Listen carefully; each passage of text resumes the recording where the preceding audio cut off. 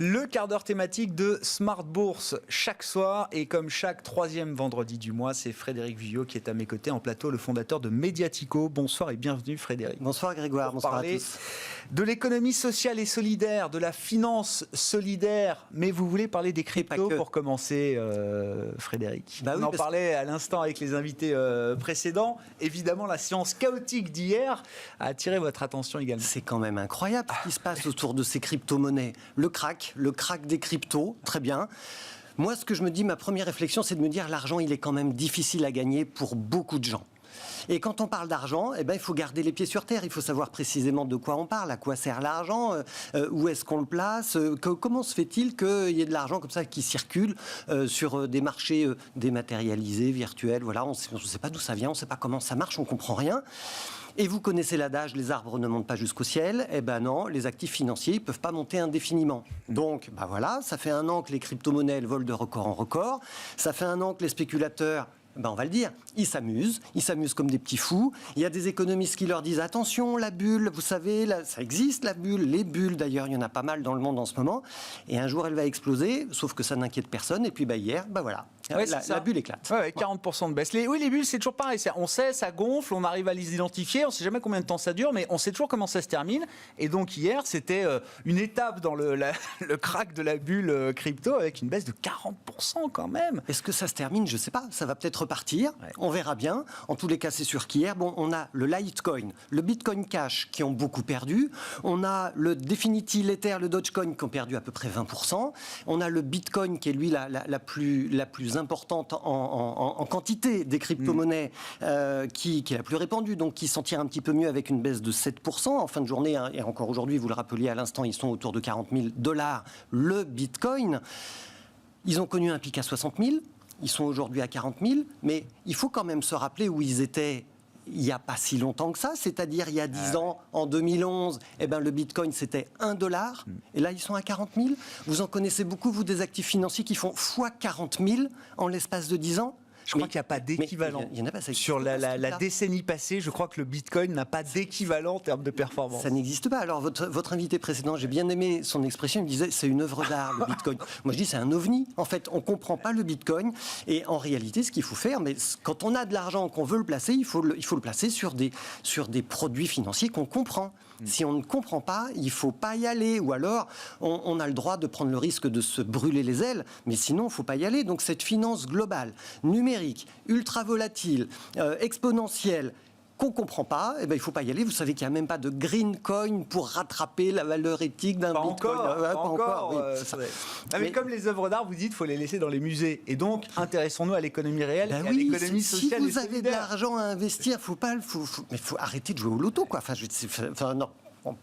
Non, mais je comprends. Non, mais si, parce qu'on est vraiment dans les entreprises qui mènent des actions concrètes, qui créent de l'emploi local, qui sont utiles, qui ont de l'avenir, sur des métiers d'avenir, qui créent de l'emploi. Voilà, mais il faut mettre de l'argent sur l'économie réelle. Ramenez-nous les pieds sur terre, Frédéric. De quel type de projets locaux solidaires vous avez envie de nous parler ce soir? Écoutez, ce matin, j'étais avec Fitrust, un fonds d'investissement responsable qui a investi sur des projets économiques à impact positif, social ou environnemental. Et j'animais un débat avec 2 entreprises qu'ils ont en portefeuille, qui sont Lemon Tree et Les Alchimistes. Ce sont 2 entreprises de l'économie circulaire, qui ne font pas que de l'économie circulaire, ils sont même en train de révolutionner le métier, le monde de l'économie circulaire, parce qu'ils innovent. C'est des entreprises qui sont assez jeunes. Alors vous avez Lemon Tree, ils ont 10 ans, ils pèsent 4,5 millions d'euros de chiffre d'affaires, ils ont créé 75 emplois, et ce qu'ils font, c'est qu'ils inventent des solutions de tri innovantes pour les entreprises du secteur tertiaire. Bien sûr, du papier, du carton, du plastique, des gobelets, mais aussi des encres. Et puis, ils ont une trentaine de produits comme ça, qui savent recycler, et donc ils se sont adaptés au marché tertiaire.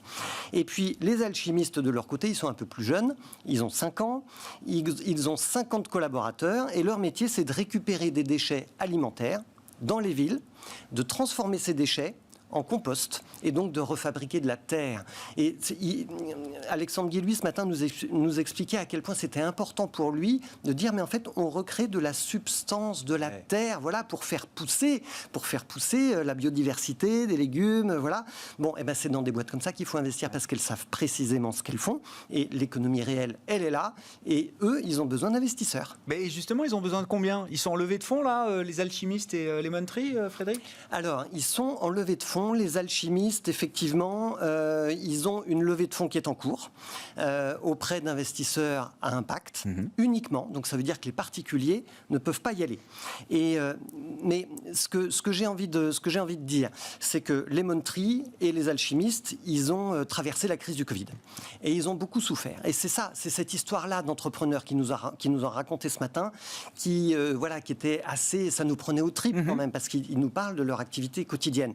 Et Lemon Tree, par exemple, pendant le Covid, ils ont perdu 80% de leurs clients. Donc, je vous ai expliqué l'intérêt de ce qu'ils font. Ils perdent 80% de leurs clients.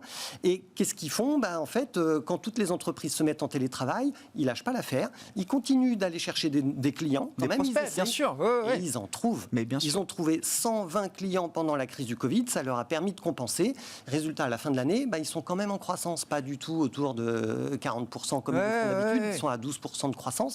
Mais quand même, ils sont en croissance. Sur une année de crise pandémique, oui. Et les alchimistes, eux, le gros coup de bambou au moment de la fermeture, du premier confinement, c'est la fermeture des restaurants. Oui, bien sûr, parce que c'est les déchets organiques. Ils collectent les déchets alimentaires. Les restaurants, c'était un fournisseur considérable. Et donc, les restaurants ferment. 94% de leurs clients s'évanouissent. Eh bien, qu'est-ce qu'ils font pendant cette période du Covid? C'est la résilience des entrepreneurs sociaux et environnementaux. Ils se disent, d'accord, je repositionne ma réflexion, mon marché. Ils développent la vente de compost pour les particuliers avec un peu plus d'1 an d'avance sur leur prévision. Ils avaient prévu de le faire, mais pas tout de suite. Voilà. Donc là, la crise déclenche une opportunité. Mais c'est un accélérateur. Exactement, c'est un accélérateur. Bon, même s'il y a un autre pan de leur activité qui a ralenti, mais là, ils accélèrent. Et puis, ils accélèrent également sur le compost de couches pour enfants. Il y a des chiffres absolument... Mais vous savez, tous les parents savent... Je suis un peu loin du sujet, là. Oui, c'est ça. Tous les parents savent combien de couches on met un enfant par jour. Et donc, vous multipliez par le nombre d'enfants et par le nombre d'années pendant lesquelles un enfant a besoin de couches. Ils sont capables de composter nos couches. Ils ont appris, ils ont inventé le métier de recyclage de couches. Et ils en font maintenant du compost. Ils ont même imaginé une marque qui s'appelle les couches fertiles. Parce que ces couches, effectivement, elles permettent de recréer du compost. Mais ça veut dire, attention, il faut être dans la logique de l'éco-conception. Au moment de la création de la couche, il faut imaginer qu'on va la composter. Sinon, ça ne marche pas bien, cette histoire-là. Donc voilà, ces couches fertiles, si vous êtes parent, vous pouvez acheter des couches fertiles. Et vous n'avez pas dit, ils ont besoin de combien, les alchimistes? Ils cherchent à lever combien, Frédéric? Alors, les alchimistes, ils sont en train de lever 600 000 euros. D'accord. En réalité, je vous donne un scoop, Grégoire. D'accord. La levée de fonds, elle n'est pas ouverte. La levée de fonds, elle démarre dans 3 semaines. Sur une plateforme à impact qu'on n'a pas le droit de citer ce soir, parce que tout n'est pas signé, mais ils vont lever 600 000 euros pour développer leur unité de Toulouse.